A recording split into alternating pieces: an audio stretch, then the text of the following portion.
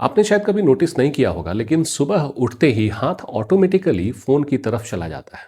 आप सोचते भी नहीं, बस ये हो जाता है। जैसे अगर आप स्ट्रेस हो तो चाय, कॉफी या फिर स्क्रॉलिंग में लग जाते हो। अगर आप बोर हो रहे हो तो आप क्या करेंगे? रील देखेंगे। और सिमिलरली अगर आपको गुस्सा आया तो वही पुराना रिएक्शन बार बार आप दोहराते हैं। और अक्सर हम ये बोलते हैं कि बस थोड़ा डिसिप्लिन या थोड़ा सा लर्निंग आपको चाहिए, पर सच्चाई ये है कि प्रॉब्लम डिसिप्लिन की है ही नहीं। प्रॉब्लम होती है हैबिट्स की। अब साइकोलॉजी एक सिंपल बात बताती है कि हमारा लगभग 60 से 70% डेली एक्शंस हैबिट होते हैं। अब इसका मतलब ये हुआ कि हम ज़्यादातर टाइम कॉन्शियसली डिसाइड ही नहीं कर रहे होते हैं, हम ऑटो पायलट पर होते हैं। इसलिए लाइफ काफ़ी लोगों के लिए ऐसी लगती है जैसे मैं ट्राई तो कर रहा हूं, पर फिर वही हो जाता है जो मैं नहीं चाहता। मैं आपको बहुत सरल भाषा में हैबिट लूप के बारे में आपको समझाता हूं। हर हैबिट का एक लूप होता है, एक पैटर्न होता है, बहुत बेसिक। जैसे कुछ चीज़ आपको ट्रिगर करती है, आप एक रूटीन फॉलो करते हो और उसकी वजह से आपको एक रिवॉर्ड मिलता है। अब जैसे आप एग्जाम्पल देखिए, जब भी कुछ चीज़ आपको ट्रिगर करती है आप मोबाइल फ़ोन को उठाते हो। अब आप ये समझो एक इंपॉर्टेंट पॉइंट, विल पावर तब काम करता है जब आप कॉन्शियस होते हैं, लेकिन हैबिट तब एक्टिवेट होती है जब आप बहुत टायर्ड होते हैं, बहुत स्ट्रेस्ड होते हैं या फिर इमोशनली बहुत वीक होते हैं।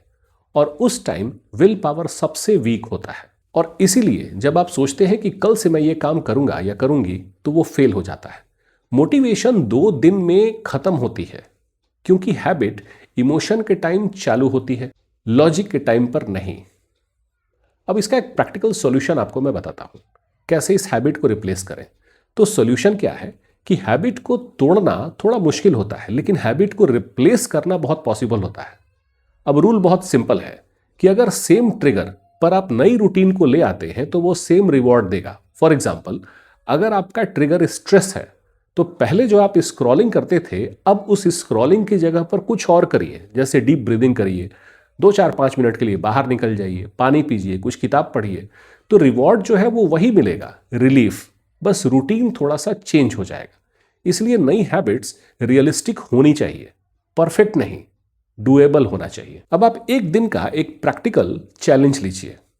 एक सिंपल सा काम करिए, आपकी एक अनवांटेड हैबिट को आप लिखिए, उसका ट्रिगर आइडेंटिफाई करिए और उस ट्रिगर के लिए एक छोटा रिप्लेसमेंट रूटीन डिसाइड करिए। बस एक, ज्यादा नहीं। ध्यान रखना है कि कंसिस्टेंसी ही हीरो है, इंटेंसिटी नहीं। बात अगेन आपको याद रखनी चाहिए कि आप अपनी लाइफ डिसीजन से नहीं, डेली हैबिट से डिजाइन करते हैं। हैबिट्स अगर बदलेगी तो वेल बीइंग बदलेगी और धीरे धीरे बदलेगी, परमानेंटली बदलेगी।